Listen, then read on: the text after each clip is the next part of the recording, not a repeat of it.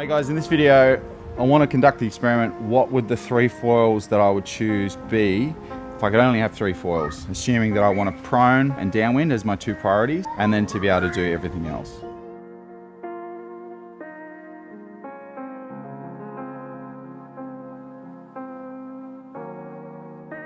So my first choice off the rank would be the 980S. When the 850S first launched, it was sold as a 1-wing quiver. Now that was true if you were a bit lighter than I am. I'm 95 kilos and that foil would be a bit too small to do everything that I want it to do.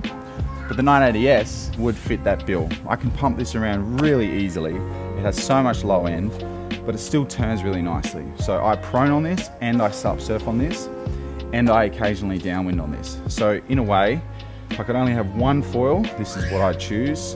It's one of my favorite foils. That's why it's still got its tail on, because I use it all the time. So speaking of the pairing of rears, I use all my S-series foils. I match them with the 150 AR and a larger or medium fuse. And then for the downwind foils, I use the 135R on all those foils. So yeah, first pick would be the 980S. My second pick would be the 860R. Now, the reason that I would pick this is obviously because I downwind a lot, but secondly because the 980S it would be great for downwinding, but it doesn't have the same glide of the 860R. And that means that if conditions are a bit tricky, the 980S would be a lot more work and not very efficient in certain conditions.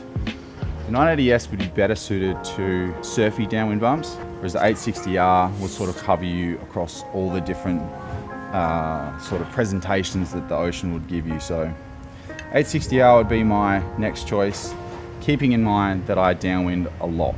So the next foil that I've chosen might surprise some people, but this is my priorities are to be able to get on the water as much as possible, and I always like to have something on my sleeve for days that are borderline unrideable. So assuming the brief is in this, remember, keep in mind, I'm only allowed to have 3 wings. I'm not allowed to add an extra 4th. So I would pick the 1540S. Now this would be because I can go out on really, really light wind days on this for downwinding. I can pump this around when the surf is absolutely tiny.